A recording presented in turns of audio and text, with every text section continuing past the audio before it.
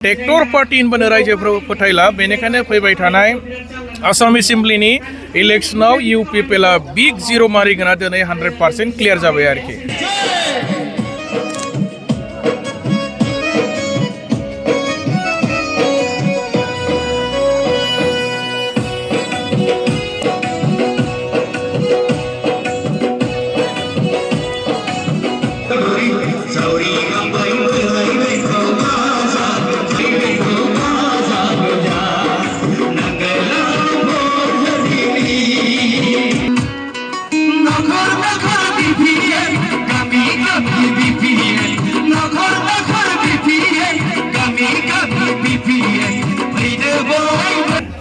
आङो सारा बिटिसिआवनो बिपिएफ हान्जानि सासे स्टार केम्पेइनार हिसाबै केम्पिंनि गोबां प्रग्रामफोराव आं एटेन्ड जादों।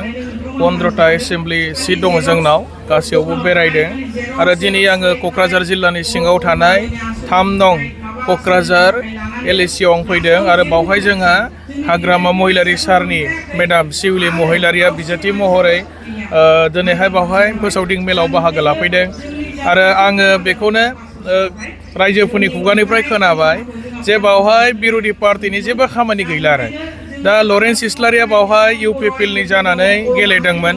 लरेन्स इस्लारि बिथाङा अलरेडि नार्भास जाबाय, बिथांना मोनसेबो मिटिं गैला, केम्पिं गैला आरो बिथाङा जेराव थाङो साब्रै साबाल' मानसि ओंखारो। दा बेनिखायनो शिउलि महिलारि मेडामा आनकन्टेस्ट माने उइदाउट एनि कन्टेस्ट माने बिराद बुरजा भटनि मार्जिनाव देरहागोना दिनैनि तारिखाव माने रोखा जाबाय आरो इउपिपिएलनि प्राइमारि लेभेलनि बिथांमोननि ब्लक लेभेल लिडारफ्रा गैला, बिपिएफआवसो हाबफैजोब्बाय। मिटिं अर्गेनाइज खालामग्रा मानसियानो गैला इउपिपिएलआव। ओरै उदालगुरिनिफ्राय लानानै आप टु गसाइगावसिम इउपिपिएलनि मानसिफोरा नार्भास जाजोब्बाय।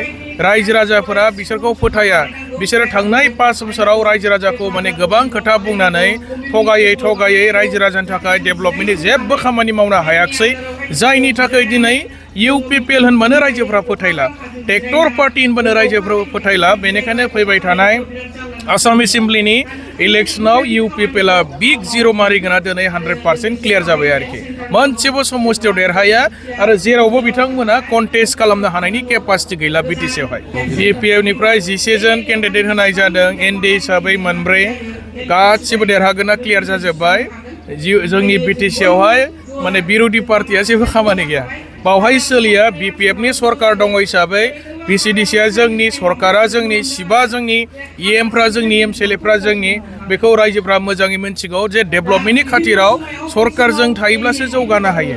जोंनि सरकारासो लामा बानायनो हागोन, दालां बानायनो हागोन, बेकार लाइमोन सेंग्रा सिख्लाफोरनो साख्रि बाख्रि होनो हागोन, डेभेलपमेन्टनि स्किमखौ बिपिएफआसो मावनो हागोन। माने गुबुन पार्टिजों थायोब्ला बिथांमोना रायजो राजाखौ जेबो सहाय खालामनो हानाय नङा, जेबो मावनो हाया। दा बेनिखायनो रायजोफ्रा सानफ्रामबो माने बिपिएफनि फेभाराव दङ। थांनाय बिटिसि इलेक्शनावबो बिटिसि ओनसोलनि रायजो राजाफ्रा हाग्रामा महिलारि सारजों लोगोसे बिपिएफ हान्जाखौ मोजां मोननानै गासै टटेल 28टा एमसिएलए सिटखौ जोंखौ देरहाहोदों आरो एइबाराव बिपिएफनि भटआ बांगासिनो दं। इउपिपिएलनि मानसिफ्रा बिपिएफआवनो हाबगासिनो दं। दा बेनिखायनो जोंहा सिन्था नांगौ जेबो गैया। जोंजों लोगोसे दायो बिजेपिआबो मदद होगासिनो दङ हिसाबै जोंनि भटआ बिराद बुरजा मार्जिनाव जोंनि केन्डिडेटफ्रा देरहागोन आरो क'क्राझारावथ' इउपिपिएलआ अलमस्ट माने थैजोब्बाय आरो साब्रै साबासो लिडाराल' दङ, फलोवार्स गैला। लिडार हारसिं थानानैलाय मा जानो, बिथांनि उनाव रायजो थानांगोन, फलोवार्स थानांगोन। लिडाराथ' देरहाहोनो हायाना, देरहाहोनांगौबा रायजोआसो देरहाहोगोन। लिडारा हारसिं थानानै बावहाय जेबो खामानि गैला, सम दङ, सानब्रै सानबा सम दङ। बे समावनो सोरबा फैनो गोसोबा फैखादों, आं बेखौ खावलायबाय आरोखि। 125 एमेन्डमेन्ट बिलखौ रायजोआ बुजियालै। 125 एमेन्डमेन्ट बिला जायोब्ला लाब दङ ना लस दङ बेखौ रायजो राजाया मिथिया। रायजोआ मिथिगौ सरकारा जेराव दं बाहाय थायो। भिसिडिसिआ जायनि बेजोंसो रायजो राजाया थायो। 125 एमेन्डमेन्ट बिला जायोबा मोजां, खिन्थु जायोब्लाबो माने बिसिनि मानसिफ्रा बुंबाय थादों माबा सरकार बायगोन मा बायगोन। सरकारजोंलाय मा लेनदेन दं? 125 एमेन्डमेन्ट बिलखौ जुदि लाबोनांगौआ बिपिएफनिसो सरकार दङ दायो, बिपिएफआसो एनडिएजों दं, बिपिएफआसो बेखौ लाबोगोन।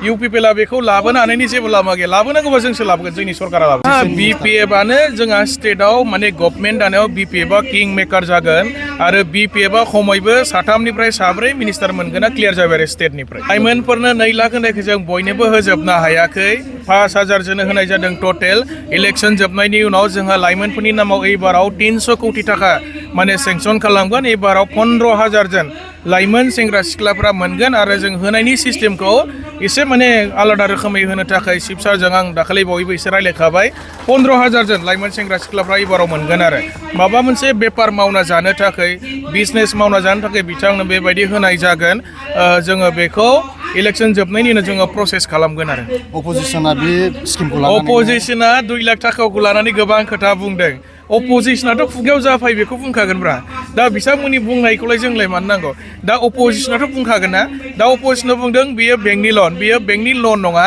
बेखौ थाइसेबो मारिफिननाङा सुदबो होनाङा मुलखौबो होनाङा बियो कमप्लिटलि फ्रि बे 2 लाख थाखाया कमप्लिटलि फ्रि जोंनि लाइमोनफोरनि मुङै होनाया दा बेखौ थाइसेबो सुद होनाङा आरो गुबुन सरकारा मालाबाबो लाइमोनफोरनि नामाव बेबायदि फैसा होफेराखै खिन्थु BPFआ फर द फार्स्ट टाइम बेबायदि फैसा होदों जोंनि लाइमोन सेंग्रा सिख्लाफोरनि डेभेलप माने खामानि मावना लानो थाखाय बिजनेस मावनो थाखाय गावनि आथिङाव गाय गसंनो थाखाय जोंनि सरकारा होदों बेबायदि माने गुबुन सरकारा लाइमोनफोरनो बेबायदि फैसा होनायनि जेरावबो एग्जाम्पल गैया खिन्थु BPFआ सरकार दानाय लोगो लोगोनो जोंनि बेकार लाइमोन सेंग्रा सिख्लाफ्रा जोंनि सरकारनिफ्राय बेबायदि 2 लाख थाखा मोनदों आरो बेबो फ्रि थाइसेबो जेबो होनाङा